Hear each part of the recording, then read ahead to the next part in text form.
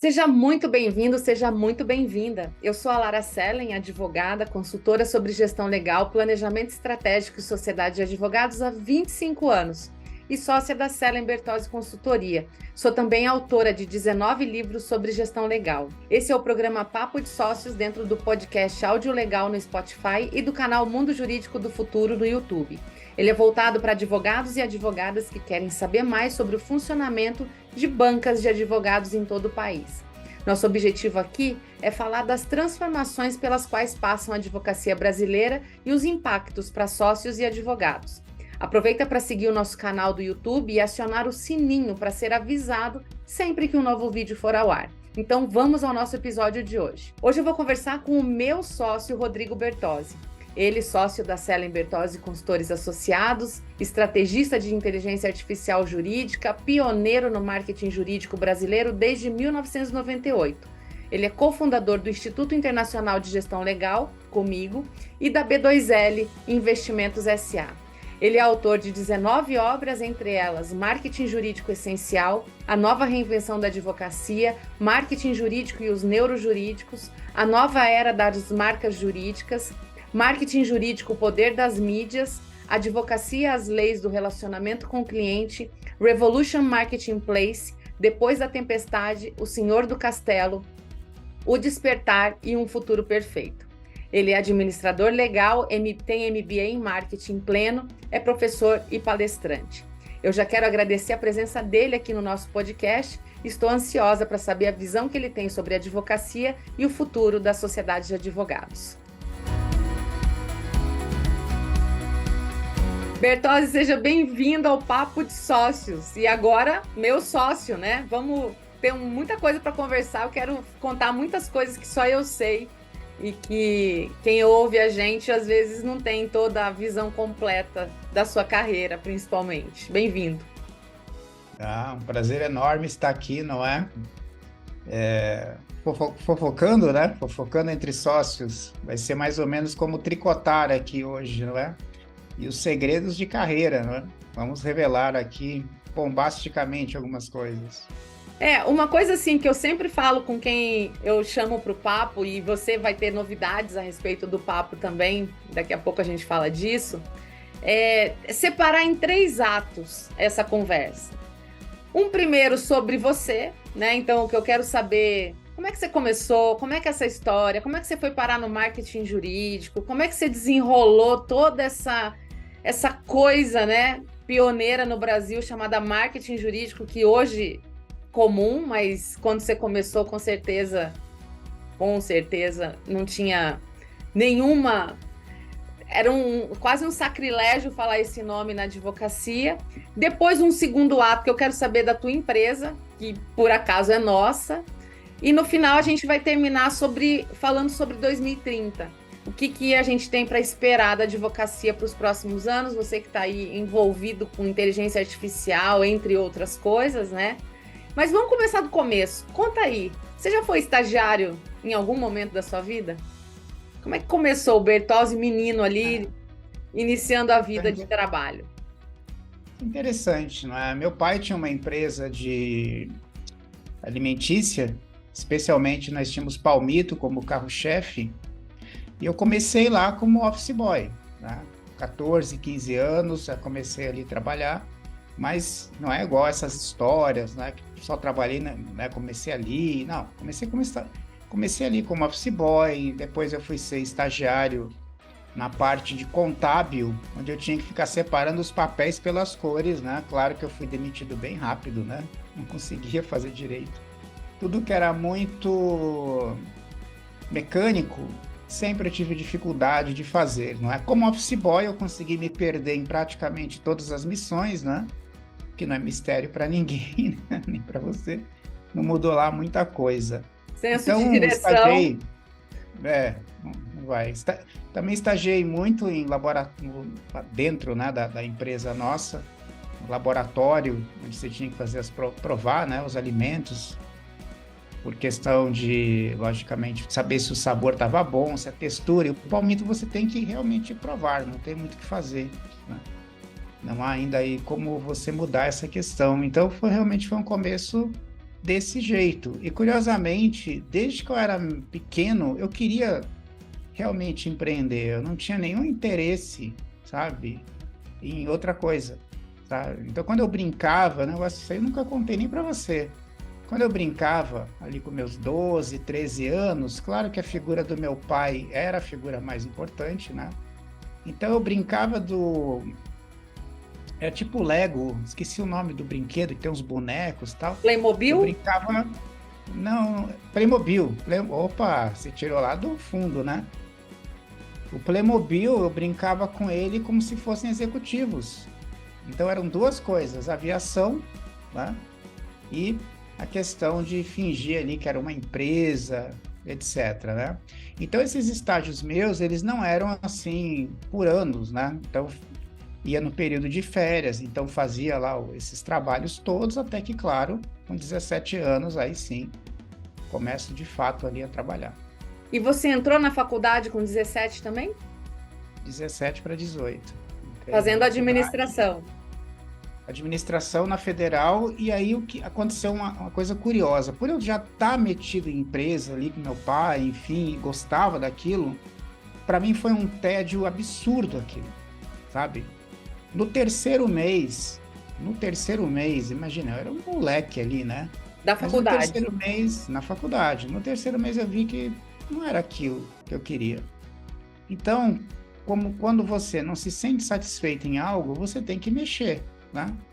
Como minha mãe falava, joga a pedra no rio para que o rio tem que se movimentar, mexer a água, né? O que que eu fiz então? Eu peguei uma folha de papel, tá? Eu não sabia que existia o movimento das empresas júnior na França, eu não tinha conhecimento disto, tá? A No gente está Brasil não falando de existia. 90 e quanto? 87.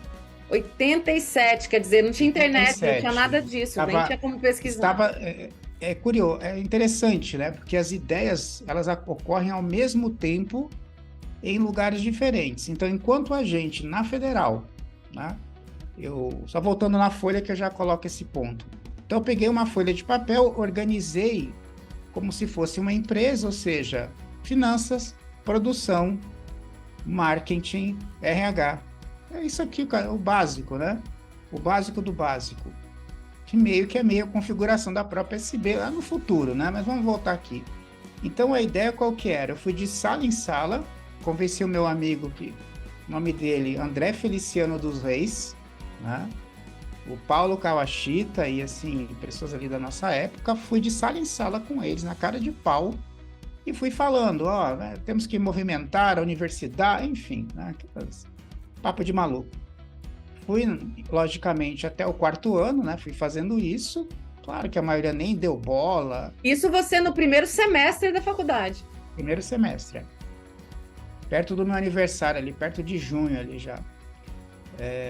Então, o que aconteceu? A maioria ridicularizou aquilo, é uma besteira, mas alguns foram me procurar, porque eu marquei uma reunião, tipo, meio-dia na cantina, e começou a ver algumas pessoas realmente, da minha sala, veio um ou outro, como é que chama?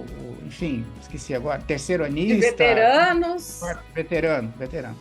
E veio, cara, sabe? E ali começou o ponto de partida da Beginners, que foi ser a empresa júnior da Federal do Paraná por um bom tempo. Eu fui presidente dela, né? Então, começa sempre alguém com uma ideia e aquilo acaba se espalhando. E, ao mesmo tempo, estava acontecendo na USP e na FGV pela Câmara Franco-Brasileira. Então, a Câmara Franco-Brasileira trouxe essa ideia da empresa júnior, que realmente era originalmente francesa, tá? E os professores se movimentaram e levaram para os alunos. Então, ao mesmo tempo, surgiu tudo junto. Só que no nosso caso, e aí foi objeto de matéria da Isto É, da Exame na época, no nosso caso era puro sangue, porque fomos nós que revolucionamos, ninguém trouxe para a gente. Depois a gente viu que tinha, de fato tinha ali estava começando esse movimento, né, no Brasil. Então a gente foi muito pioneiro nisso. Não fui só eu, claro, né, os meninos todos, mas eu comecei assim, com uma folha de papel, E E era consultoria. vocês chegaram a atender empresas assim aqui no Come- Paraná? Quem que Então, vocês esse o atenderam? modelo, veja só que curioso, cara. Olha que curioso para quando a gente olhar para a Cellen Bertozzi. Nós tínhamos, não digo que era task, eram forças de estudo, né? Que a gente hoje chama de task force, mas na época nós organizamos a galera para estudar, por exemplo, recursos humanos, né? Estudar produção. Então, na faculdade, sequer tinha Just-in-Time, por exemplo, Kaizen, Kanban. E como nós tínhamos, como é um grupo de pessoas, tinha gente que falava fluentemente alemão, pessoas que falavam fluentemente inglês, francês. Então, estava no início da, acho que é BBS que chama, né? E o Uhum. André fazia engenharia da computação, né? Nossa, Então a para quem gente não sabe, conseguia, BBS é o avô da internet de escada, internet, da é o internet avô de da internet de escada. escada. É isso É, aí. é o tataravô aí do que nós temos hoje. Então, assim, era tudo, as matérias nós pegávamos de revistas, né, de artigos no exterior, era traduzido pelo pessoal e era espalhado entre nós. E a gente estudava aquilo. E isso causou impacto na universidade, porque os professores começaram a se ver insultados, né? Já que os alunos estavam pegando coisas que sequer tinha no programa dos 4 anos de administração. Então a gente começou a estudar sozinho. E aí todo mês nós tínhamos treinamento entre nós mesmos. Todo mês. Eu dava aula, né? E era, por incrível que pareça, era lotado de gente. Vinham os alunos da noite, aí começaram a vir de economia, de contábeis. Então foi um negócio muito legal, assim, que, sabe, a gente fazia consultoria de fato. Então o modelo de consultoria era um professor, um aluno de primeiro ano, um de segundo, um do terceiro e um do quarto. Era essa que é a nossa lógica. Eu cheguei a trabalhar no McDonald's, na Texas Instrumentos, no American Express Corporate, quando chegou no Brasil, que era para vender os cartões. Então, os empresários, na verdade, olhavam para nós assim, cara, esse pessoal aqui tem muito futuro. Sim, claro que eles não sabem quase nada. E eles davam essa chance da gente dar consultoria e aconteceu muita coisa legal, assim, na época, né? Nasceram os eventos, que eu uso de instrumento até hoje no marketing, né, para as pessoas. Então, nasceu evento de marketing. Nós criamos, por exemplo, que era a História Empresarial Viva. Então, todo mês ia um empresário falar para os membros da Beginners. E aquilo foi tomando uma proporção enorme, né? O pessoal de engenharia se interessou, de direito, das outras universidades. Ele foi o ponto ali de ebulição desse negócio todo, né? Que legal, nossa, realmente assim, voltar. Porque é fácil ver o Bertozzi hoje falar de uma beginners, vamos chamar assim, contextualizando hoje, né? Mas você lembrando que você tinha 17, 18 anos, moleque de tudo ali, numa vida completamente diferente que os jovens de hoje têm, porque o acesso à informação era bem menor. Era livro Muito puro, menor. jornal, era só isso que tinha de Livro, acesso, jornal, né? revista, a gente Revista. recortava, fazia os recortes para estudar, né? Então, Era muito assim, bacana. de fato, assim, foi um movimento revolucionário ali atrás e, claro, que já trazia muito do teu jeito de pensar. E se a gente for, eu que te conheço bem, né, há uns 20 anos pelo menos, a gente começa a identificar que as pessoas elas são as mesmas, né? Então, a capacidade de inventividade, a capacidade de ousar, de falar, vamos fazer um negócio completamente diferente. Imagina, numa federal, você em primeiro semestre lançar um projeto que você ainda não está conhecendo a faculdade completamente, né? Que os primeiros 6 meses ali não deu tempo ainda de ter todo e ter essa ousadia de falar, vamos bater de sala em sala para levar um projeto para aluno, realmente, assim, E, e muita assim, só para ousadia. contextualizar, nós tínhamos matéria de informática. Só que a sala de informática tinha só 8 computadores, 10 computadores, enfim. E aí a ideia, né, de, por exemplo, a gente cobrar lá R$ 10, não lembro nem a moeda, tá? Imagina, 88 agora, 89, não vou lembrar. Eu defendi essa tese da gente, sabe, R$ 10 de cada aluno ali para poder comprar, né, mais equipamentos, a gente está mais... Meu Deus, cara, isso aí deu até quebra-quebra, sabe, Universidade briga, pública, você você não fazer tem isso. noção, né? Quer dizer, você tem noção, as brigas de fato elas aconteceram por conta disso, né? Tudo que é novo assusta muita gente, isso não mudou, né? Mesmo o acesso a toda a informação, e aí olhando para o mundo jurídico, né? O acesso a toda a informação ainda causa, muita inovação causa ali né? As pessoas tendem a não usar aquilo à sua disposição, né? Mas foi um período muito rico que ajudou a formar muito do meu pensamento, porque eu já estudava ali sozinho, né? E não, eu não era um bom aluno, se alguém quiser saber, eu era aluno calado, sentava na primeira cadeira encostado na parede, cara. Eu ficava na minha o tempo todo, eu não abria a boca, nem para falar com os outros, porque eu achava desrespeito com o professor, e muito menos eu querer falar alguma coisa. Mas não tinha jeito, né? Lógico, como eu era o presidente, e aí, senhor presidente, vem explicar aqui teoria da microeconomia aplicada ao Estado tal. Eu até poderia saber, mas eu não ia, não, porque eu tentava evitar muito, sabe, Confronto. confrontar ninguém. Não, eu queria ficar na minha, mas não adiantava, né? Eu tinha que me levavam a me manifestar. E isso formou muito da ideia de escrever também lá na frente, né? De ser escritor mais para frente. Esse volume de ideias acaba, para quem tem muita ideia, estava até conversando hoje com um cliente nosso, falei, coloca no papel. O volume de ideias que a gente acaba tendo chega a fazer mal se você não escreve algo, né? Então sempre gostei de escrever, criar coisas, né? Tentar inventar alguma coisa, e por isso mesmo a gente apanha muito da vida, né? E Sem essa, dúvida. e essa história de escritor, assim, ela vai aflorar, porque você sempre foi um grande leitor, né? Desde pequeno, teu pai incentivou você a ler muito, que eu sei. Como é que vira a chave para o primeiro livro? Então, aí teve esse período ali da universidade, né? Aí eu já trabalhava numa empresa da família, que era Vale Ouro Refeições, que era uma holding, né? A nossa família, do meu pai. Isso tudo depois vem a explodir, não é? Que é outra história. Mas, então, sempre ali tentando fazer alguma coisa diferente. Depois parei em São Paulo para fazer a parte de vendas da empresa nacional, né? Então, fui galgando devagar também, dentro da nossa empresa. E lá eu fiquei em São Paulo 2 anos. E foi justamente lá que, para quem não é de São Paulo e vai morar lá, você se sente isolado no começo, porque você não conhece as regras. Todo mundo sempre com muita pressa, né? Eu tinha que fazer muitas visitas, né, nos supermercados, enfim, né, nos varejistas que compravam nossos produtos. Então não tinha lá muito tempo de fato disponível. Saía de manhã bem cedo, me perdia pela cidade, né? Se vocês gravaram o meu começo lá, que eu me perdia quando eu era estagiário, você imagina, quando eu era office boy de ônibus, você imagina andando de carro em São Paulo. Então era uma alegria, né?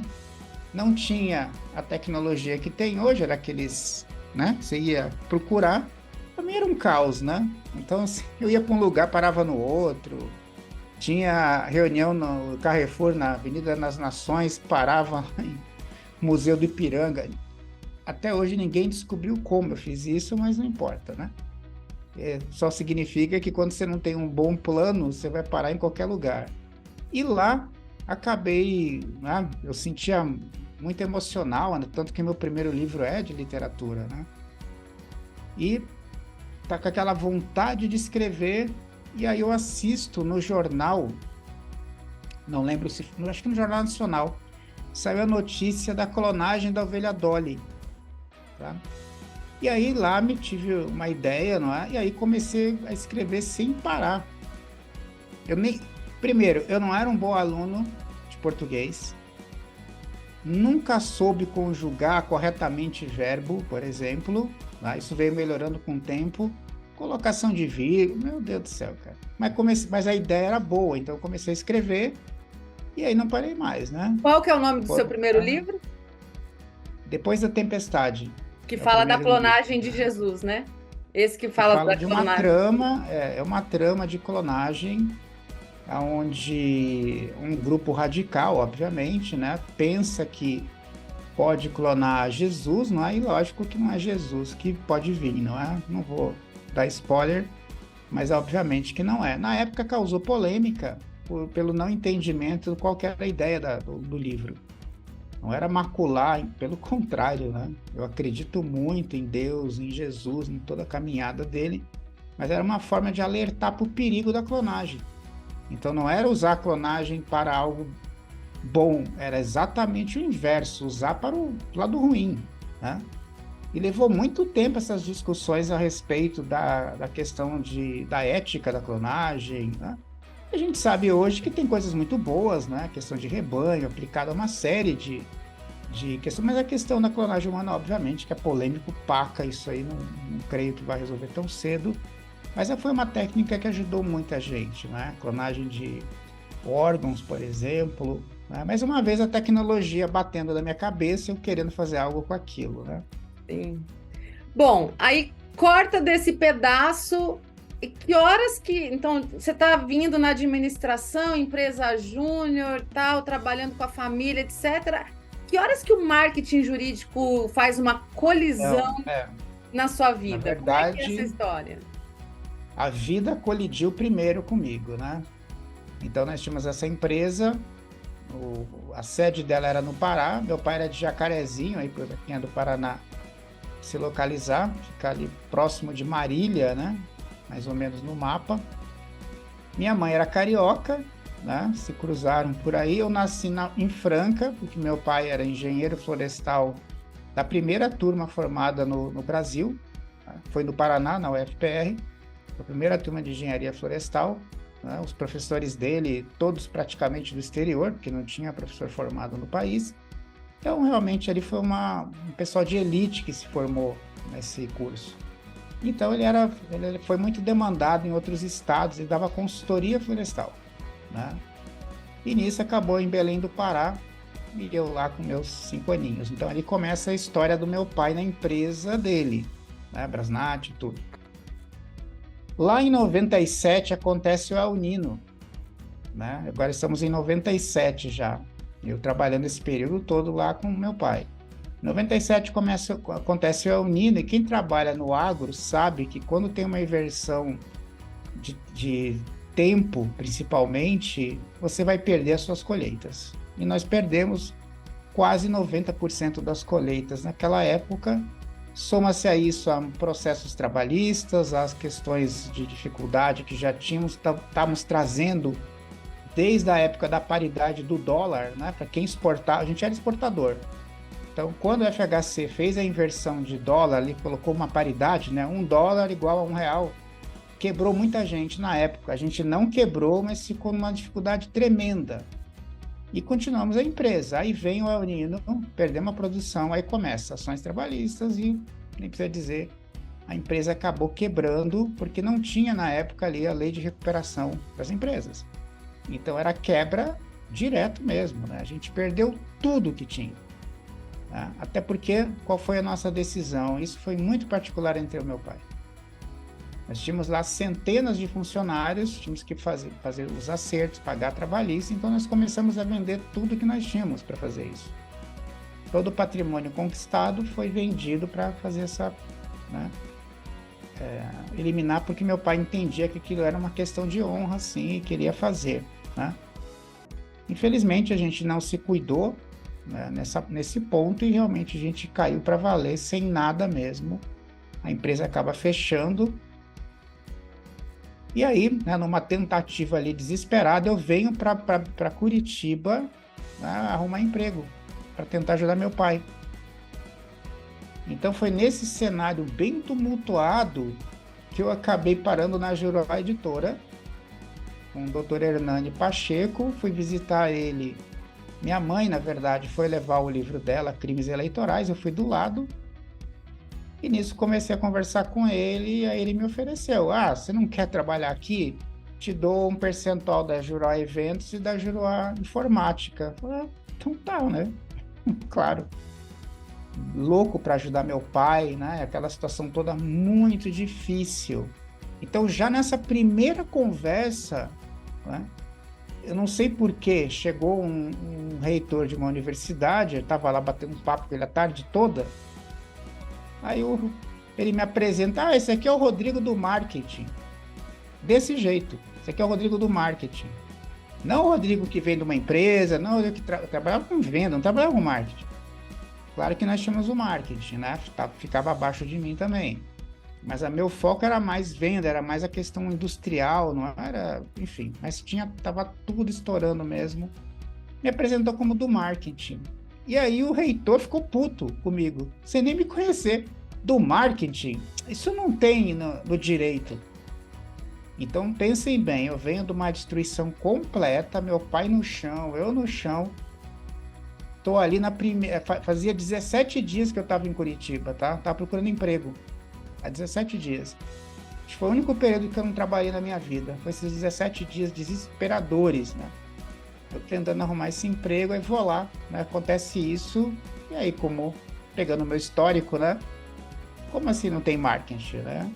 E aí, você não sabe, você não é advogado. Aí eu, de novo, como assim não tem marketing? Aí começou. Me deu lá o provimento, na época, o 75, eu li e falei, qual é o problema? Não estou vendo nenhum problema de fazer marketing aqui, até porque marketing não é publicidade e propaganda. Prova. Opa! Aí escrevi o primeiro artigo. O primeiro artigo que foi publicado na Teia Jurídica. Nossa. Do nosso querido Luiz Frachino. Que depois foi ser nosso cliente. Você vê como tudo vai se encadeando, né, gente? Então, ali escrevi o primeiro artigo. A Beth Laura, que era da antiga, que já não existe mais, a antiga Mission, que fazia muitos eventos jurídicos, leu esse meu artigo na Teia Jurídica, me ligou, você que é o menino do marketing? Eu digo, puta, que coisa, né, cara? Ficou essa história do marketing. Porque eu tinha escrito esse primeiro artigo como o que? Marketing jurídico, explicando o que era e fazendo uma análise do provimento 75. Ela leu, você não quer dar uma palestra em São Paulo? Pronto. Ali começa realmente, né, em 98, essa estruturação do marketing jurídico como uma matéria. Daí eu começo a falar sobre isso, a dar palestras no Brasil sobre esse tema. Vem lá os primeiros clientes na palestra, que eu posso citar com muita tranquilidade, o André Lali, o Indalécio Gomes Neto e a Conselvan Frachino. O Alexei estava lá, Alexei Conselvan. Um beijo para todos vocês, viu? Para Beth Laura, pro Hernani Pacheco, pro Alexei, pro Rodrigo Liné Neto, Indalécio Gomes Neto, Luiz Frachino. Enfim, gente, sabe? Você não se faz sozinho, né? Não. Então essas pessoas foram dando essas oportunidades, ali eu fui aprendendo, né? Já trabalhando eu trabalhava na editora Juruá, nesses negócios que tinha, com aí o Luiz Ervatim, que era sócio meu e do Hernani, não é? Tínhamos a Heloísa Cidade, você conheceu também, que era sócia da Juruá Eventos, cara, e é isso aí, fui carregando caixa, fui me virando e também dava consultoria. Às vezes o dinheiro não dava, o que eu podia eu mandava para a mulher do meu pai da época para ajudar, enfim, foi muito difícil essa. Não, de fato, não tinha nada, né? Fora que assim, você colocar lá Rodrigo Bertozzi num primeiro artigo, marketing jurídico, só isso já causava um problema semântico com o negócio, porque falava, que isso, que absurdo, que isso não pode, é antiético, pessoas sem conhecimento sobre o assunto, né? Isso. Foi o que eu mais escutei no começo, mas o que eu aprendi na vida era estudar. Então, o fato de eu estudar e eu ter virado objeto de estudo para o mundo do direito, né, observando como que os escritórios funcionavam, né? Aí eu sempre perguntei muito para as pessoas, nunca tive vergonha de dizer que eu não sabia e que me ensina. Até hoje eu faço isso, não tem problema nenhum em fazer. Eu acho sempre um equívoco quando a pessoa se coloca numa posição de não aprendizado, né? Então fui lá, eu sempre fui inconformado, então fui lá e fui aprendendo ali aos poucos, né? a lógica e fui vendo que existia essa confusão brutal entre o que pode e o que não pode, né? E foi nesse gancho que eu comecei entrando. E aí, em sua homenagem aqui, não é? Peguei lá o primeiro livro do Brasil sobre marketing jurídico. Tá A aqui, nova guerra né? dos advogados. Que eu chamei de Nova Guerra dos Advogados, para quê, né? Aí que enlouqueceram comigo, né? Mas era para polemizar, assim, no começo. Realmente, muitas OABs fecharam a porta na época, o pessoal realmente tinha ali um... Não, é o anti... Um sabe, tipo, preconceito, né? é, preconceito enorme por desconhecer o que é, né? A segunda coisa que eu escutava muito, lá vem essa história de Estados Unidos para cá. Em que ponto os Estados Unidos entra aqui? É porque lá era permitido desde 86, né? Foi um caso famoso que aconteceu, se não me engano, na Flórida, onde um escritório entrou na Suprema Corte, 86, o caso deve estar aqui no meu livro, dizendo que eles eram, sim, uma empresa e que tinham que ter, sim, publicidade, propaganda, o marketing, o composto do marketing completo. Então, sim, lá pode, tanto é que todo mundo que já foi para lá sabe que os escritórios são agressivos. Mas quais escritórios são agressivos, né? Porta de cadeia, escritórios mais, né? Tem filme sobre isso, né? Como é que é o nome? O Homem que Fazia Chover, não é? Se não me engano, não lembro a tradução, que é o Matt Damon com Tem o Danny vários, DeVito. tem vários. Vários, né? Então, a ideia não era pegar o que estava lá e adaptar para o Brasil, mas sim criar alguma coisa nova, que era o perfil meu, né? Então, fui aprendendo com esses profissionais primeiros que eu comentei aqui e comecei a escrever muitos artigos sobre os temas, né? E aí começou devagarzinho a invadir os lugares, né? Algumas OABs passaram a republicar esses artigos, né? E comecei pelos artigos. Em dado momento, eu senti a necessidade de transformar o artigo em livro, que até então estava numa carreira mais literária, de fato. Não estava preocupado em lançar o livro. Lancei um livro também chamado Revolution Marketplace, né, que foi pela Juruá Editora também, mas que é para o mercado, é outro mercado, é mercado de franquia, é outra coisa, né? Distribuição de produtos, logística. Então não era uma outra tentativa ali, né? Eu estava tentando ver qual que ia dar certo, se era o marketing jurídico ou se era essa minha tese do Revolution Marketplace, que era uma tese interessante. Só que nisso estoura uma bomba, que é justamente o falecimento do meu pai, né? Então ali, você imagina, vindo de um cenário caótico, acontece, foi quem me criou, né? Quem sempre esteve comigo, foi realmente uma bomba nuclear ali, esse acontecimento. E aí, o que você faz numa situação dessa? Só tem um caminho, que é remar para frente, né? E aí ficou realmente o marketing jurídico. E aí começa essa trilha onde eu cruzo com a Lara, né? Que foi justamente Faça de conta que eu, Lara, não sou a Lara, tá? Eu tô aqui de entrevistadora, tô aqui de pessoa neutra. Uhum. Como é que nasce a Cellen Bertozzi, Rodrigo? Então, estava nesse caminho sozinho, dava consultoria sozinho, tá? Cobrava mal, né? Lógico. Era uma matéria que não era valorizada. Que as pessoas achavam, nem valorizada e nem que achavam que era importante. Mas na medida que isso vai se desenrolando, né? Lógico que começa a pegar força, começa até a aparecer uma ou outra pessoa naquela época ali que começa a ver que era uma oportunidade interessantíssima trabalhar com esse mercado. E nisso tem lá uma jovem Lara que estava fazendo MBA na Federal, na FAI. Na FAI. E estava com a ideia de escrever um livro sobre estratégia na advocacia e acaba cruzando com o meu livro, né? Isso pelo menos é o que ela conta. Ela não está aqui, mas é o que ela conta. Aí, cruzando ali com o livro, ela decidiu conhecer quem que era o escritor, descobriu que era de Curitiba. Entrevistar. Ela me disse que ela queria entrevistar você para o trabalho que ela estava fazendo. Entrevistar para o trabalho, né? E ali a gente foi lá na Juruá, inclusive, né? A Lara ali, que vocês não conhecem, foi lá na Juruá Editora conversar comigo. E, como vocês devem imaginar, foi ódio imediato, né, entre nós. Decepção. Ela me contou que ela ficou assim, esperando um senhor. Menino, o Realmente. que que esse menino vai entender de advocacia? Que, enfim, foi meio decepcionante para ela no primeiro momento. Ela me disse. Aí eu achei, essa é arrogante, quem quiser, tá achando o quê? Enfim, então foi ódio imediato entre nós, né? E que isso é muito curioso, porque olhando 20 e poucos anos depois, né? Mais de 20 anos depois, né? Você vê que a gente sempre se deu bem, na verdade, né? E ali começou, acho que o primeiro, não sei quem convidou quem para o primeiro evento, né? Não, Qual deixa foi eu o que eu contar a tive? história do lado Ah, da sim, Lara, que você a não Lara. conversou com ela, né? Então, assim, Não, não combinei ela nada. te, ela te procura por conta desse trabalho que ela estava pesquisando. Quando a banca fala assim, ok, a gente recomenda a publicação, ela não conhecia ninguém em editora, liga para você e fala, e aí, como é que faz?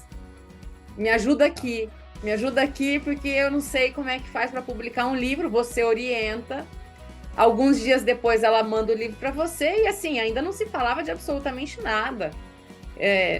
Ela estava lá cuidando do jurídico, tal, ela trabalhava ainda como advogada, não tinha deixado essa vida, né? Mas a partir do momento que você, enfim, apadrinha o livro dela e faz esse livro acontecer, você começa a chamá-la para alguns eventos. Ah, olha só. Você não lembra disso, assim? Não, é bom ter uma memória HD, né? Ótimo. Então assim, começa a ter alguns Não, eventos. eu lembro que o teu livro era muito bom, né? Eu só acho que sugeri uma coisa ou outra, que eu já fazia parte do conselho editorial da Juruá, e aí já recomendei logo para lançamento, né? E aí a Lara, né, com toda a sua simpatia, para quando? Né? A gente teve que correr, né? Para o lançamento, se não me engano. Foi no mesmo E, ano.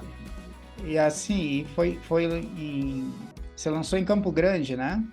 Foi em 2003, em junho, eu faço o lançamento lá do Capa Laranja, né? Só que eu estava como diretora jurídica da Águas Guariroba, que era a empresa de saneamento local. Eu já não estava morando em Curitiba, passei esse ano lá, enfim. E ainda no jurídico, tava. E o livro é lançado, e a partir desse momento, você que já estava já há alguns anos na minha frente no mundo da gestão e participando e tudo mais, você começou a me puxar para alguns eventos. Ó, vai ter uma palestra não sei onde, você não quer vir? A palestra não sei onde. Mas eu, assim, tendo que me desdobrar em 40 para vir. Verdade. E acho que 6 meses depois eu tomo a decisão de não mais advogar, saio da empresa, etc. E vou fazer um pouco da tua trilha também, né? Porque eu vou para dentro de casa, dentro do escritório, enfim, para escrever artigo, eu tinha tempo sobrando, né? Não tinha cliente, ninguém entendia o que eu fazia, nada disso. Aí eu falei, bom, tempo a gente tem, vamos gastar esse tempo produzindo artigos, né? Então foi esse o iniciozinho. Início, né? E os eventos, eles, como conselho para qualquer pessoa que está conosco, os eventos, eles sempre vão te ajudar muito, né, Lara? Então, ali nós conhecemos os primeiros clientes, né? Eu sozinho ali conheci meus primeiros clientes, a Lara. Depois a gente vai se unindo cada vez mais ali, né? Em termos unindo forças e muito rápido, né? Até porque 2005 a gente lança a reinvenção da advocacia já num evento na Fenaló, né? No evento Se não na me... Fenaló, não sei se você vai se lembrar, na Conferência Nacional de Florianópolis da OAB, a gente acaba lançando dentro do estande da OAB Nacional, presidida pelo Roberto Busato, né, que depois se torna nosso cliente alguns anos depois. Enfim, então esse traquejo, né, que palestra dá, que evento dá, não pode deixar o digital hoje tomar conta a ponto de você não ter o contato pessoal, né? A riqueza dele, assim, realmente, muito do que a gente se tornou foi porque a gente nunca teve preguiça de rodar o Brasil, né, Rô? Sim. Acho que isso, assim... Então, é um ponto importante, né? Que é o que a Lara fez, é o que eu fiz e que tantos profissionais acabaram indo por esse caminho. que é você tangibilizar o teu conhecimento, não ficar guardado. E é o erro estratégico de muita gente, muitos profissionais, advogados, advogadas, gente que está no departamento jurídico, não é? Esquece desse ponto. Cargo comissionado na justiça, esquece que a marca jurídica, se você não trabalha, ela some. Você não deixar rastro, não seguir uma trilha, não deixar... Eu lembro de ser muito obcecado com uma questão, tá? Eu dizia o seguinte, eu quero deixar uma herança intelectual, né? Se eu morrer, pelo menos eu vou estar em algum lugar, em alguma estante. Eu tinha essa visão muito clara, sabe? Muito clara. Olha, uma coisa que eu tenho que te dizer... Não era visão de ter sucesso. Não era essa visão. Era a visão de deixar algo escrito. Eu tinha essa visão muito evidente para mim. Daqui a, sei lá, 50 anos, alguém vai pegar ali um negócio empoeirado. Quem que é esse cara aqui, bicho? Sabe? Eu tinha muito essa ideia de deixar uma herança intelectual. E isso colide muito com o mundo do direito. Muito. Uma coisa assim, que eu preciso te dizer, assim, até como uma coisa de gratidão mesmo, porque quando eu escrevi meu primeiro... Eu não sou autora, nunca tive essa cabeça, nunca tive essa ambição, mas... Não, nunca tive, foi um acidente de percurso ali, a banca gostar, e eu falei, aí você dá esse empurrão. Agora,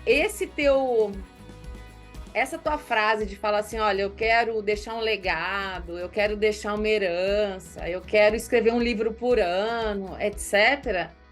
Você automaticamente passou para mim isso pela tua influência na minha vida, na minha carreira. Esse jovem aqui existe por conta disso, porque a gente se incentivou muito como sócios, né? Parceiros, como amigos, como quem tá ali falando, vai, empurra, vai, eu vou fazer, você não vai fazer? Eu vou fazer, ó, tô fazendo, hein, ó, vai não sei o quê, você não vai fazer? Então, assim, eu acho que isso, e como a gente tá falando de papo de sócios, eu acho que faz todo sentido, a importância dessa relação societária para coisa se fortalecer, né, para você falar assim, caramba, não eu não quero brilhar sozinha, ele não quer brilhar sozinho, a gente se complementa em vários aspectos.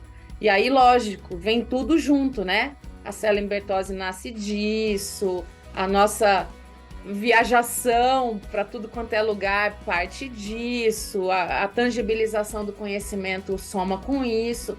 Então, acho que esses aspectos, assim, eu queria que você explorasse, porque para mim eles são muito sintomáticos. Eu penso, isso é um fato, né? Quando um escritório começa a se desenvolver, digamos que você fundou uma banca, né? E a pessoa está procurando alguém para, enfim, ter ali um parceiro, que sozinho é muito difícil, de fato, né? É impossível? Obviamente que não é. Você tem bancas de dono único, existem, sim. Pessoas bem-sucedidas que, obviamente, né, não entendem que não precisa ter sócio, ou se tem é bem minoritário ali, não tem, mas no nosso caso sempre foi aquela ideia de você ajudar a pessoa a ter sucesso, que quando a pessoa ela tem sucesso, ela leva você junto, né? Então, a ingratidão entre sócios talvez seja a pior coisa que pode existir e cai fora de uma relação dessa, né? O ideal realmente é que vocês tenham os mesmos conceitos, né? Não devem ser iguais. Aliás, eu sempre disse isso. Se você, a Lara mais ainda, né, que é aí a mestre nesse conceito societário, de escritórios, enfim. Mas para mim é muito evidente, né, quando você está ali com um sócio que tem um perfil mais comercial, por exemplo, precisa ter um outro que tem um perfil mais da produção ali, do dia a dia, né, de tocar o negócio, para libertar quem tem esse talento mais para o comercial, ou vice-versa. No nosso caso aqui, eu não gosto, de fato, é uma questão, infelizmente, é minha isso, não recomendo, inclusive, para ninguém, tá? Eu tinha uma fama, aliás, tenho, eu não vou jantar com ninguém, né? Eu almoço, mas jantar eu gostava de ficar no hotel. Mesmo em eventos, assim, eu sempre fui teimoso nesse ponto, né? Ia pro hotel para escrever, porque eu ficava muito inspirado em viagens, tá? Então eu escrevia no aeroporto, dentro de avião, escrevia, sabe, de pé no saguão, não tinha jeito, né? Então, quando chegava assim, você estava muito inspirado, você não consegue realmente parar. Isso é muito prático na advocacia, né? Então, a Lara tem o outro lado, ou seja, ela é muito mais afável, né? Ela faz essa parte, no nosso caso, tá? Que é o nosso perfil de público, no mundo jurídico, né? Nas OABs, quer dizer, faz muito bem essa questão, não digo nem que é social, né? É de conexões mesmo. Relacionamento. Né? Relacionamento. Ah, eu não faço? Eu faço, mas eu sou mais comercial que a Lara, que é minha sócia.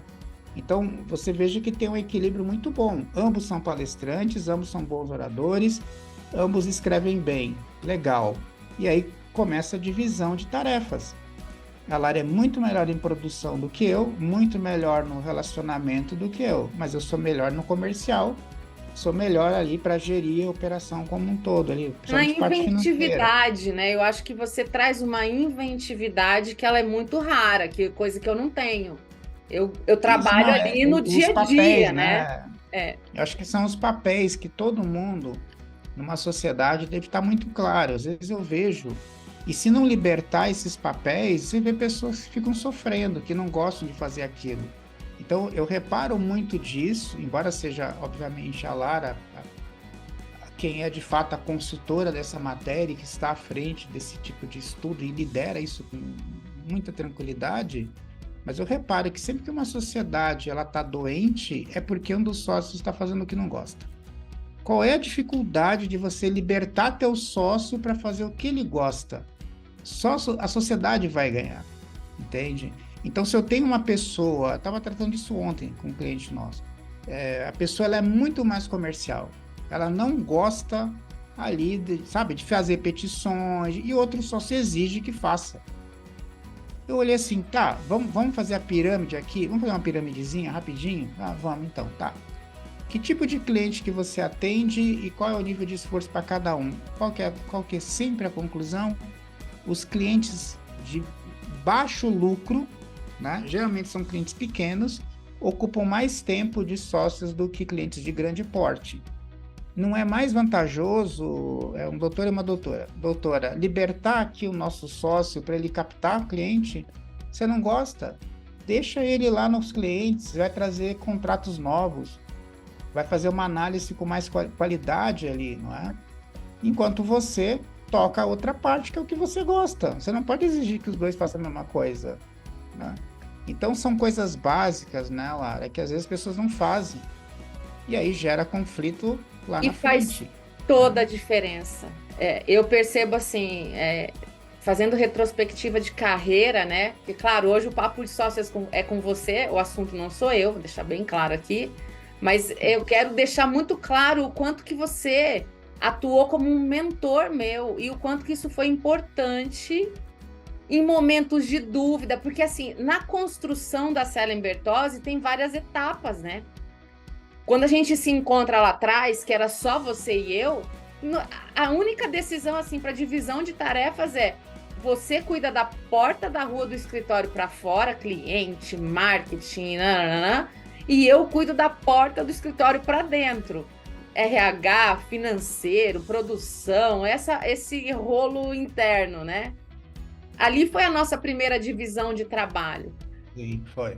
E na medida em que o escritório foi crescendo, porque naturalmente a gente não conseguia mais estar em todos os projetos, porque não dava, e aí as primeiras pessoas começaram a entrar para a Cellen Bertozzi, a gente se viu na necessidade de dividir tarefas entre elas também, porque também vai acontecer no mesmo escritório esse movimento.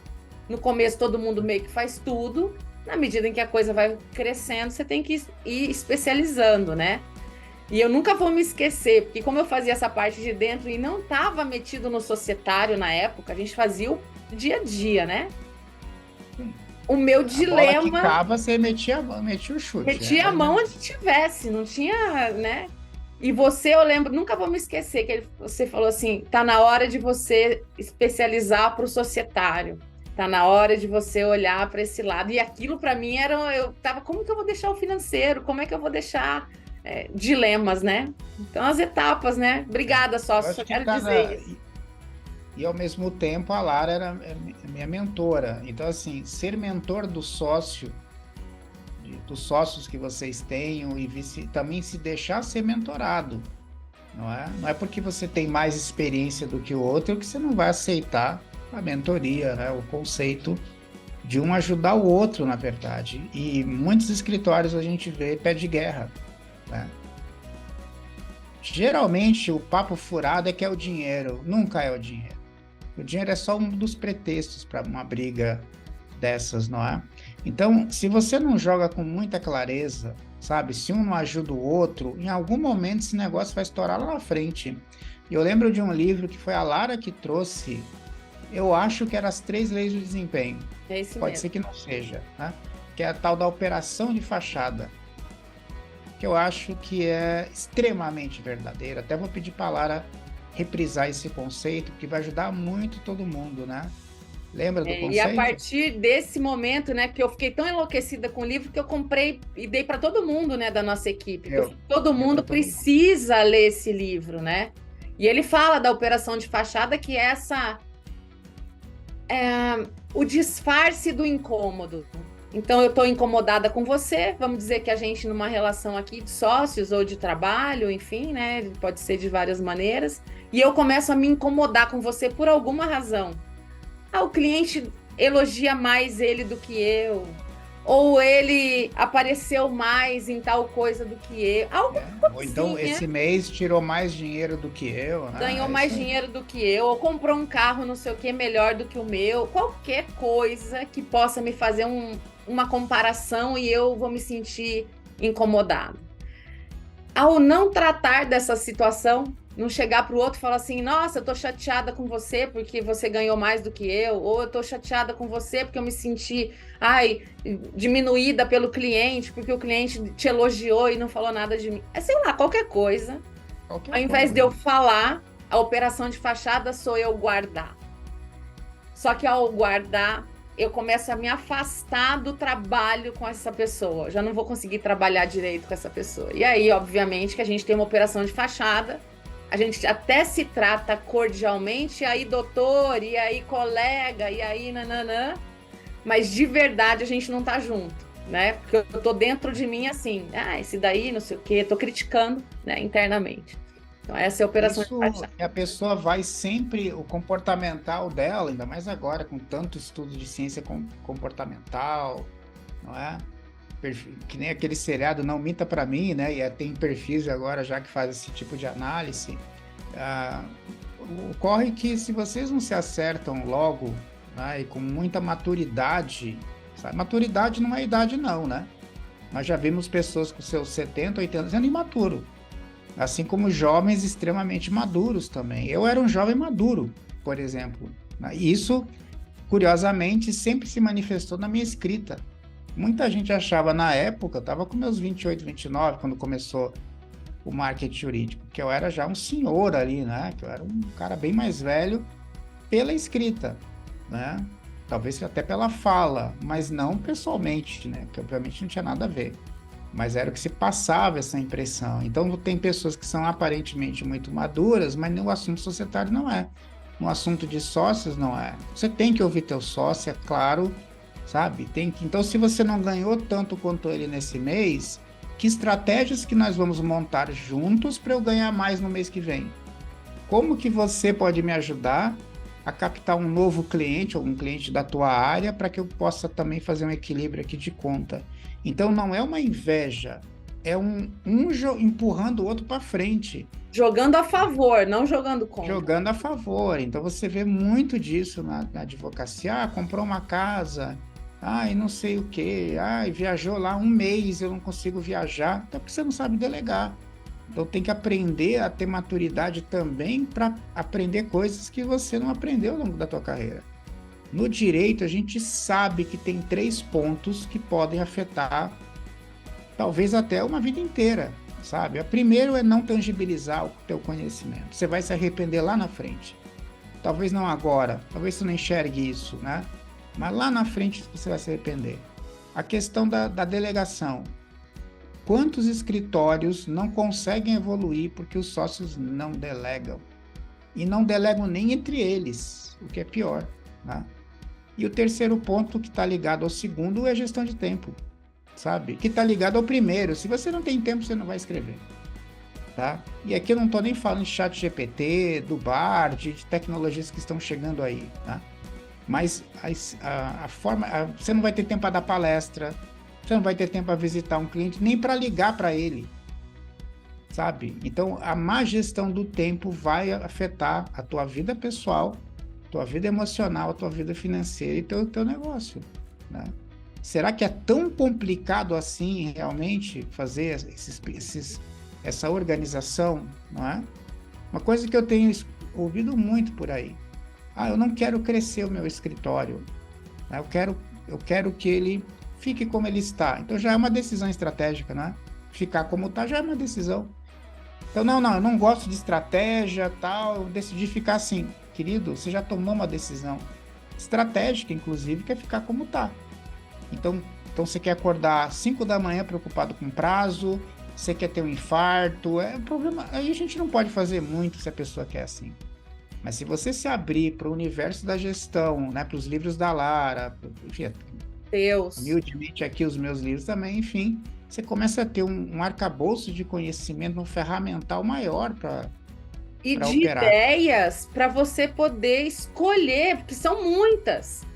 Cada livro de gestão que você abre, cada livro de marketing que você abre, você tem ali um leque de opções. Você não precisa fazer tudo, mas você tem um leque de opções para você falar assim, o que faz mais sentido com a minha advocacia, o que tem mais a ver com o local onde eu tô, se eu atuo para pessoa física, se eu atuo para empresa, muda tudo, né?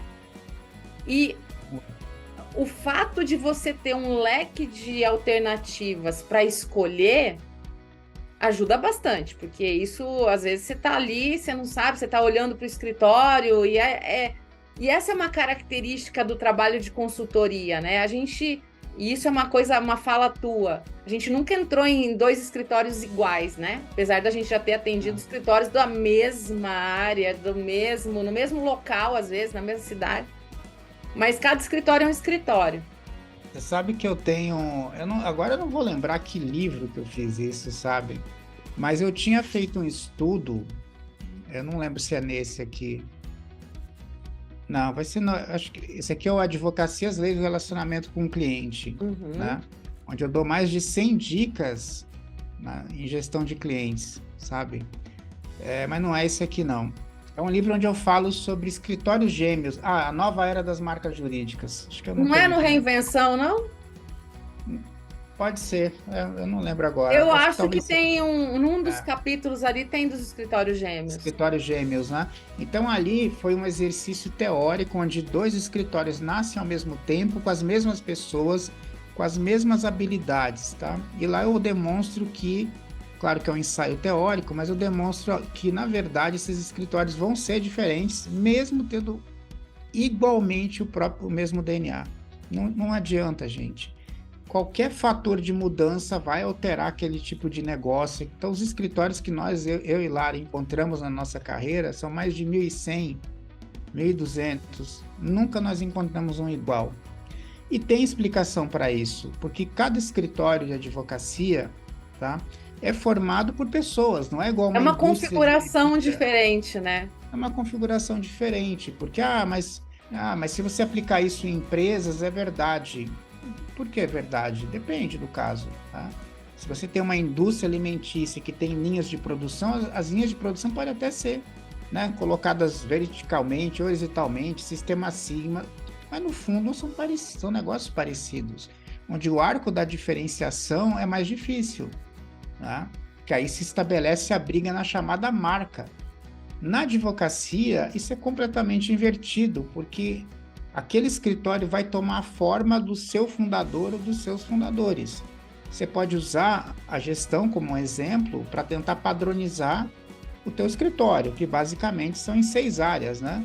Societário, negócios jurídicos, gestão de pessoas, gestão do marketing, o marketing jurídico, gestão financeira e gestão da produção / controladoria. São 6 áreas principais amarradas por planejamento estratégico, que é exatamente o que a Cellen Bertozzi faz nesses 2 décadas.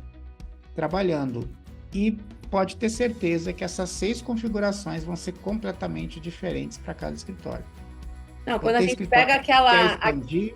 aquela divisão, né, de tipos de escritório que vai de padronizado, customizado, especializado e científico, você vai aplicar os 6 pilares de forma totalmente diferente para cada um desses modelos de negócio, né, entre aspas. Porque se você pega um juiz que se aposentou, não é? Cumpriu lá o período, né, que ele não pode estar atuando, monta o seu escritório, vai ser completamente diferente de outro juiz, né, que vai montar ali uma banca. Ou um Você que jovem está agora, advogado que está ali sim, começando, tá né? agora. E aí vem um ponto curioso, né? Você jovem advogado que está começando o seu negócio, sabe? É uma pergunta comum que fazem para nós, tá? E agora? 1,5 milhão de advogados? Isso já foi alertado por nós há um bom Nossa. tempo, né? Teve Aliás, uma tem um capa da ponto Mercado e que Negócios que está lá, 1 milhão de lembramos ao advogados. mesmo Isso tempo, em né? 2011, mais ou menos, devia ter uns 800 mil ainda. E tem uma coisa interessante nesse ponto, tá falando agora de manhã com um cliente nosso, sobre a diversificação dos negócios. Olha só que interessante. Nós, como Selen Bertozzi, a gente começou ali, o que é hoje, né? Consultoria, acabamos formando muita gente no Brasil, não vem ao caso, não quero polemizar, mas a gente foi uma escola para muita gente, né? Hoje a nossa consultoria, nossa empresa tem algo em torno de 12 pessoas, todos especializados, né? Basicamente todo mundo ali é especialista, tá? Então não tem funcionário bucho de canhão, tá? Todo mundo ali é especialista em algo, né? E isso é muito parecido com a advocacia, porque é onde se deseja isso. Você ser especialista naquilo que você faz. Então, a gente tem psicóloga que é totalmente especializada em gestão de pessoas e faz melhor do que nós. Embora a gente possa ter uma visão holística da advocacia, mas hoje nós temos pessoas... Hoje não, já faz mais de 20, década 15 já. anos, vai. 15 anos que a gente temos tem equipes que executam, né? E isso é um dilema na advocacia. Então vocês delegam para essas pessoas, vocês treinam elas e vai fazer igual você? Talvez não vai fazer igual. Você pegar 2 profissionais, vão fazer, por mais que você treine, vão fazer coisas diferentes, vão dar ali um pouco do seu próprio DNA. Isso é ótimo, gente. Né? Então, se a gente não tivesse delegado isso lá atrás, você não consegue evoluir na tua carreira. A gente não teria passado dos, sei lá, 200 clientes atendidos entre eu e você. Né? Hoje isso é o dilema da advocacia, do jovem advogado. Vamos fazer tudo? Nós passamos pelos mesmos dilemas, né? Somos eu e Lara. Eu fazia o marketing, finanças, a Lara fazia a produção, recursos humanos, societário também fazia parte de negócios, então a gente fazia isso aqui. Na medida em que você começa a ter sucesso, você começa a entrar na primeira decisão sua, que é você delegar. Contratar a primeira pessoa, contratar a segunda, começar a estruturar o teu escritório por áreas de especialização. Passado mais de 20 anos de ter já estabelecido conceitos de gestão legal e de marketing jurídico, ainda tem pessoas que lutam contra isso. Não, no meu escritório a gente faz de tudo. Sei, nem escritório gigante faz de tudo, mas você quer fazer de tudo, né? Você acha que vai enganar o cliente? Não, e entra naquilo que é boa você... vontade. É boa vontade. Sim, mas não é igual especialista.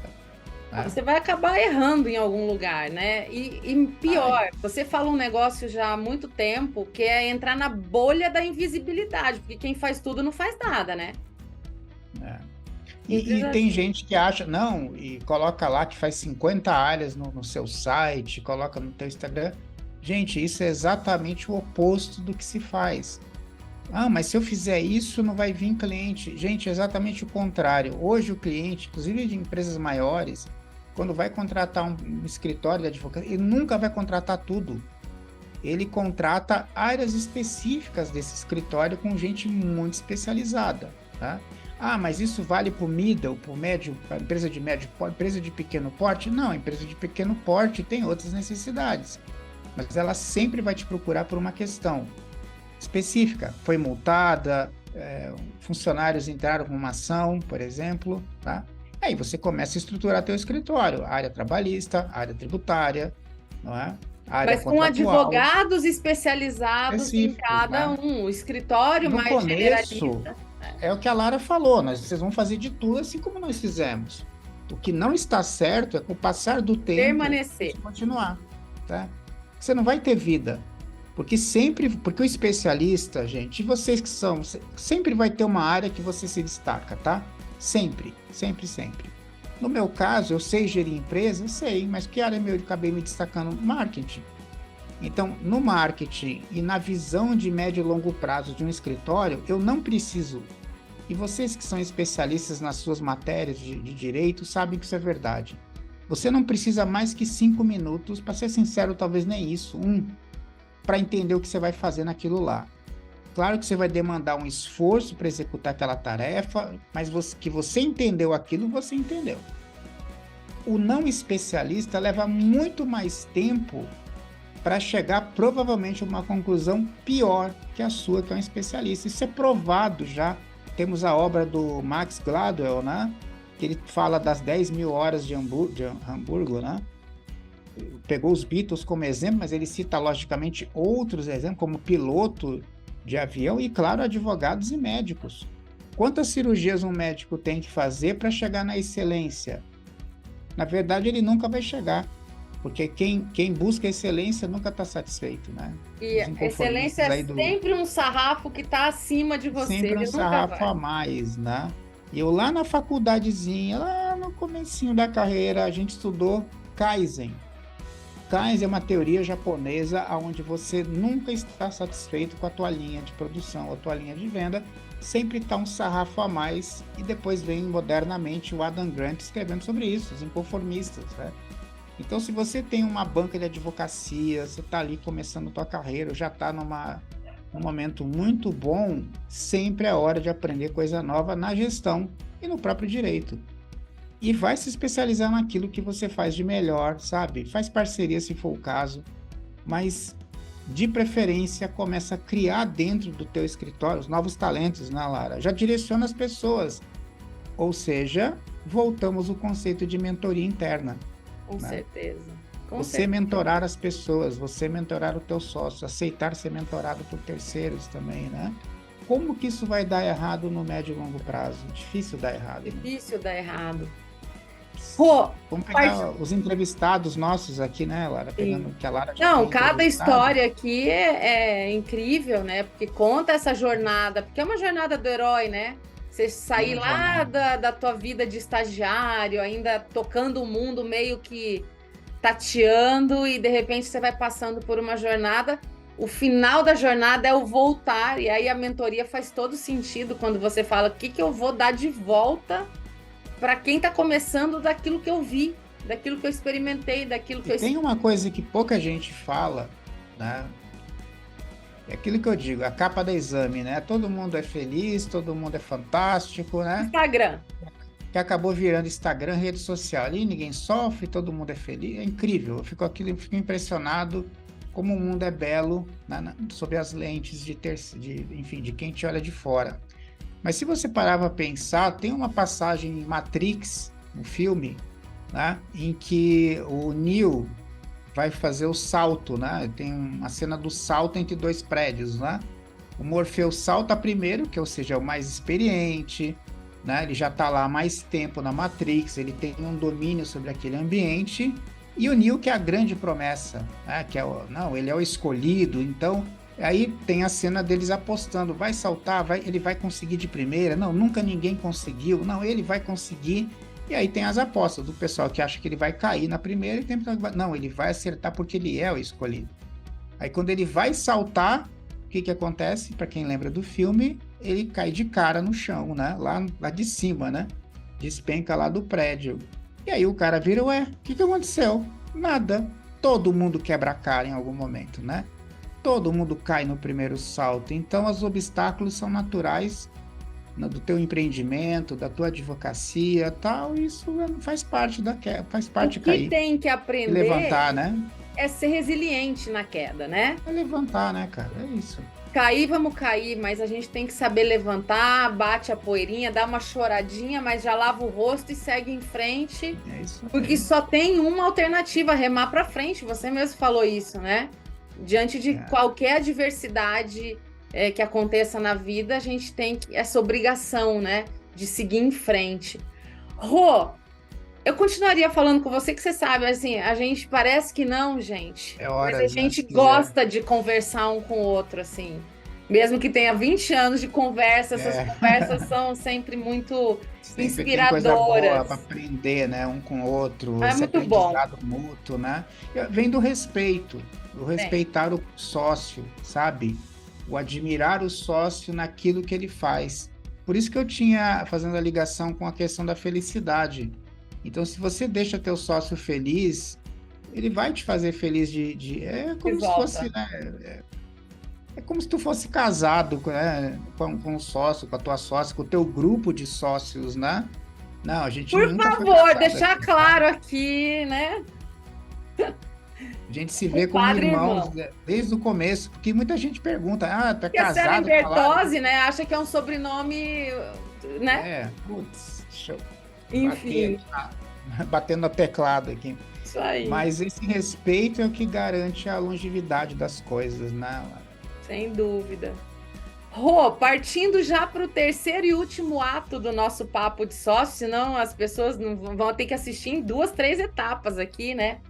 Os cortes, né? Fazer os cortes do podcast. Olhando para 2030 e você atento, que eu sei que é do que passa hoje a advocacia, e você com esse olhar lá na frente, estudando muito as tecnologias, o próprio mercado, a própria macroeconomia, o próprio universo jurídico com mais de talvez 1,5 milhão de advogados daqui a pouco. O que você poderia dizer para quem está aspirando a ser sócio, aspirando a ser um grande advogado? O que não pode faltar na tua visão?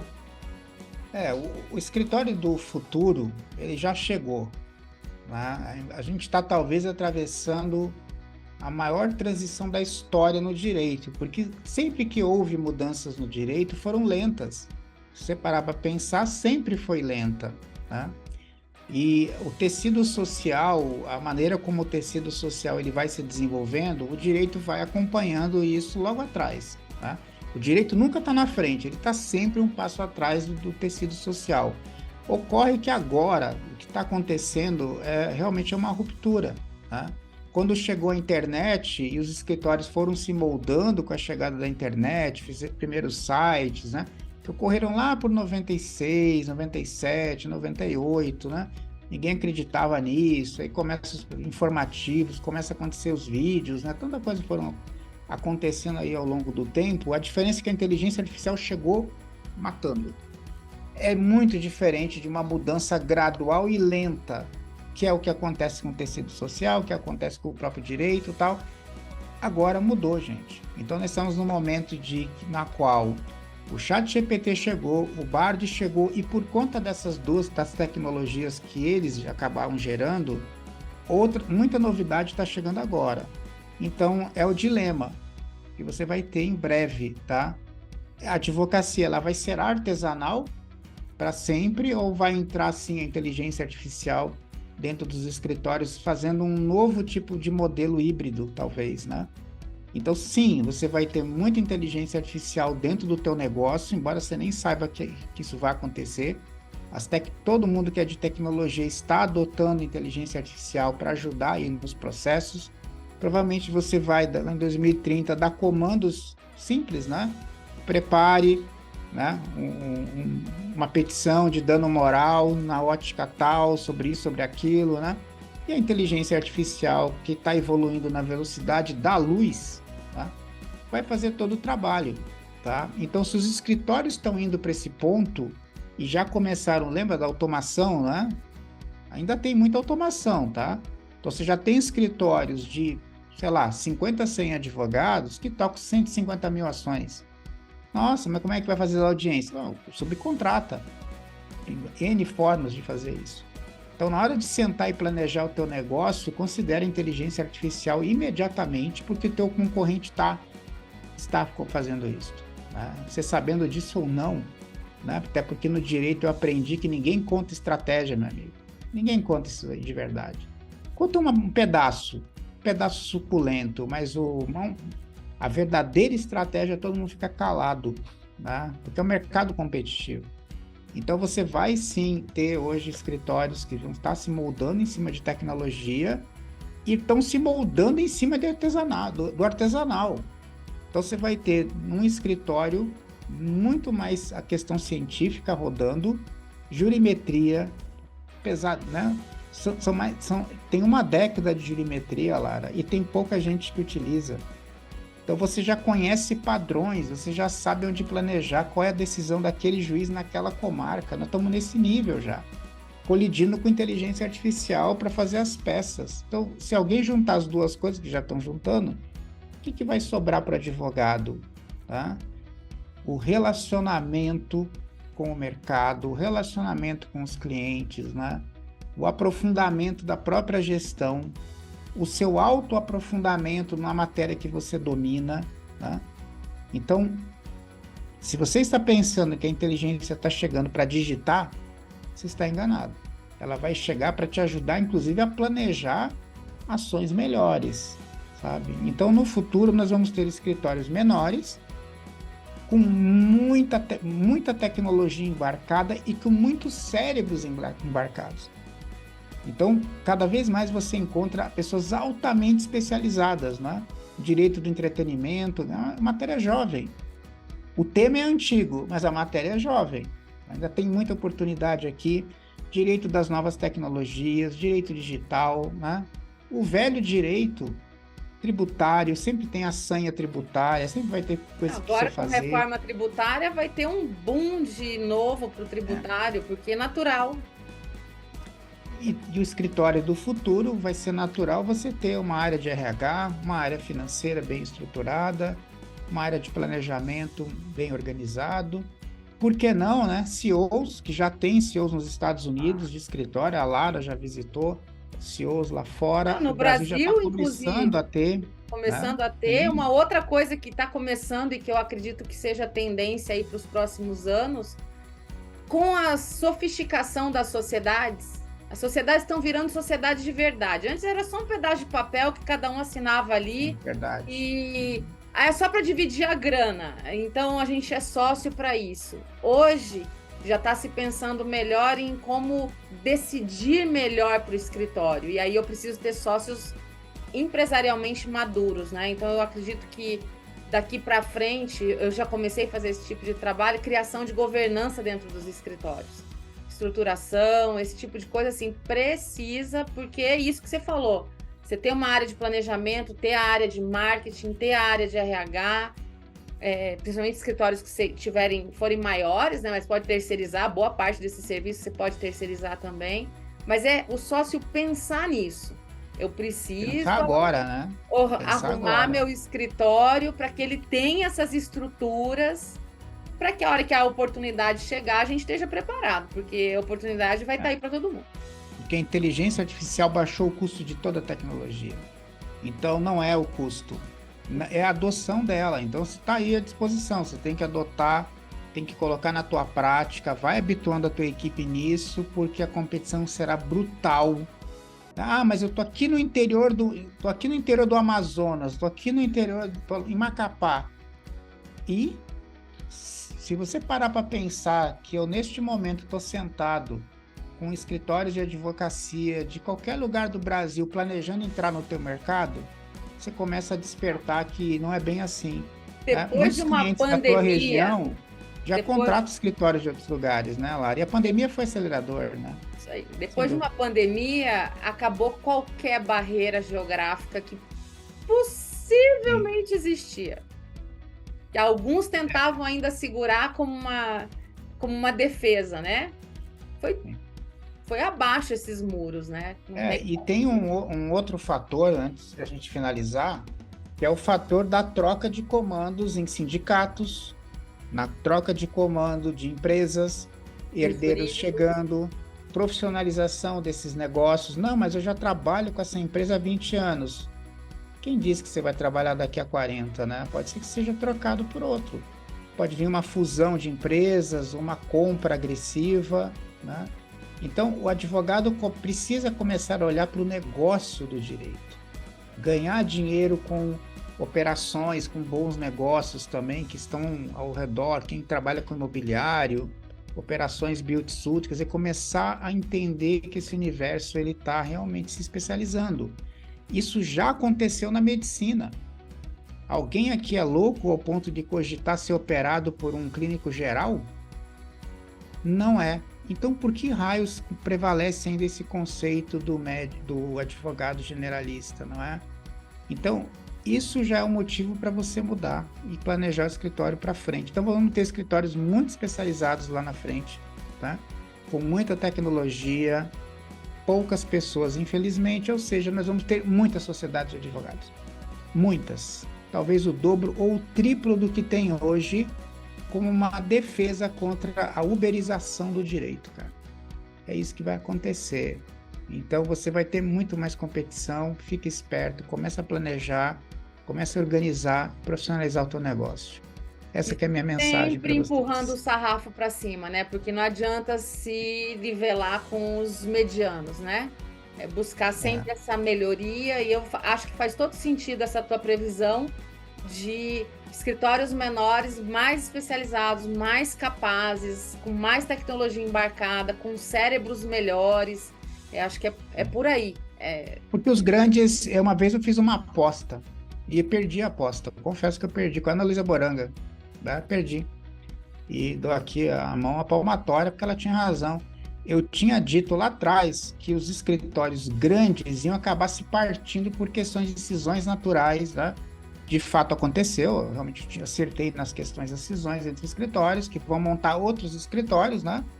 Então os grandes sempre dão origem aos menores, aconteceu conosco, né? A gente acabou se partindo, pessoas saíam da gente, aprendiam tudo e montavam seus negócios. Esse é típico da área da medicina, do direito, consultoria, acontece e faz parte onde tem um intelecto, ele é mais importante do que prática. Então vai acontecer sempre, tá?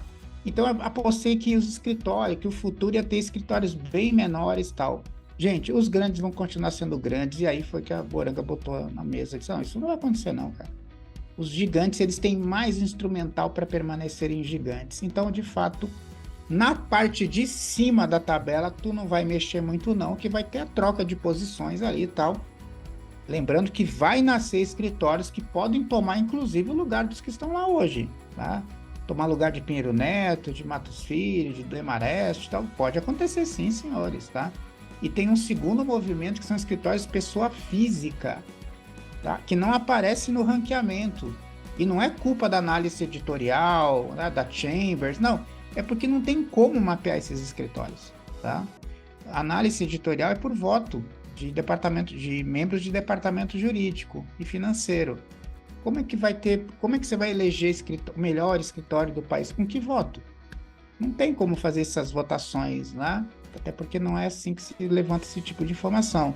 Mas os escritórios pessoa física estão cada vez mais profissionalizados.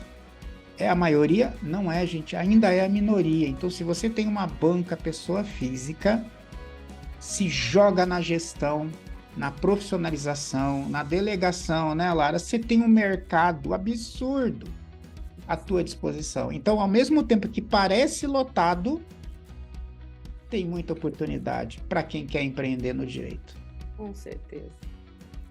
Isso, minha sócia. Muito bom, muito bom.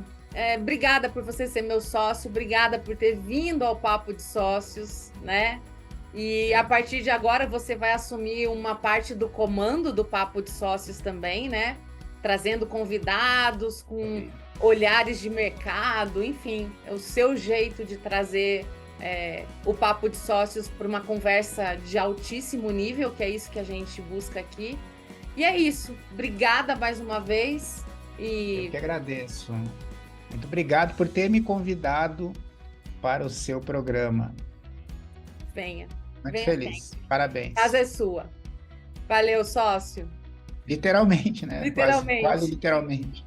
Até mais, gente. Um grande abraço e sucesso para todos vocês. Isso aí. Papo muito bacana com o Rodrigo, para vocês saberem um pouco da história dele, um pouco da nossa história também. Acho que foi bem legal essa conversa, um real papo de sócios. Então, eu já quero deixar aqui esse chamado para você se inscrever no podcast Áudio Legal do Spotify e no nosso canal Mundo Jurídico do Futuro no YouTube. E já traz um colega, um advogado para ouvir e assistir também. Não se esqueça de se inscrever no canal e acionar o sininho para receber os nossos próximos conteúdos. Se você quiser fazer comentários, trazendo as suas impressões sobre a sociedade de advogados e a vida de sócios, nós ficaremos muito felizes em te ouvir. Eu te convido também a nos seguir nas redes sociais. É só pesquisar pelos nossos nomes, o meu, Lara Sellen, Sellen Bertozzi, Rodrigo Bertozzi, no LinkedIn e no Instagram. No próximo episódio, nós conversaremos com mais um sócio fundador ou sócia fundadora, então acompanhe os nossos próximos programas que vão ao ar a cada 15 dias. Então, nos vemos no próximo. Um grande abraço e até lá!